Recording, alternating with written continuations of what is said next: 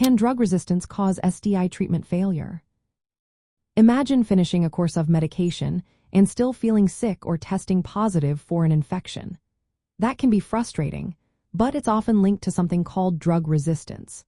When bacteria or other germs that cause sexually transmitted infections develop resistance to the medicines used to treat them, those drugs become less effective or stop working altogether.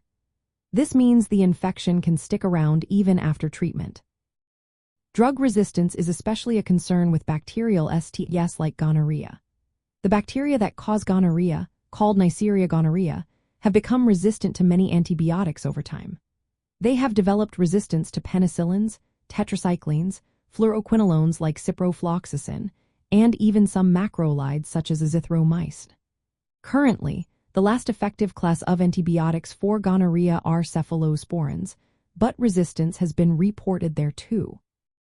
Because of this, health authorities have had to update treatment guidelines regularly to ensure patients get the most effective medicines available. When resistance causes treatment failure, symptoms might not improve or the infection might still be detected after completing therapy. Sometimes, people think they are cured but actually have a resistant strain that needs different treatment. If symptoms persist or come back soon after treatment, healthcare providers might take cultures or tests to see if the bacteria are resistant. They may then prescribe alternative or combination therapies to clear the infection.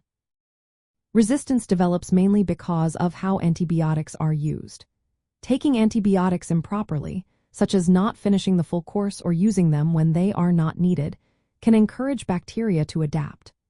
Overusing or misusing antibiotics, poor quality medications, and easy access to antibiotics without proper guidance also contribute.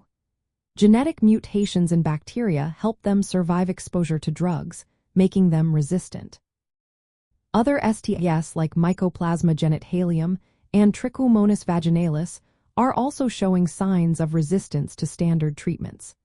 This can make managing these infections more challenging and, sometimes, requires different medications or longer treatment plans.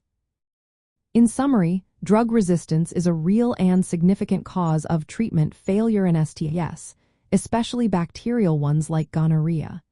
It highlights the importance of proper medication use, ongoing surveillance, and updated treatment protocols.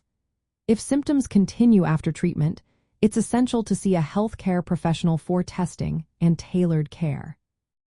Remember, always follow your doctor's advice and never self-medicate, as this can worsen resistance issues and make infections harder to treat.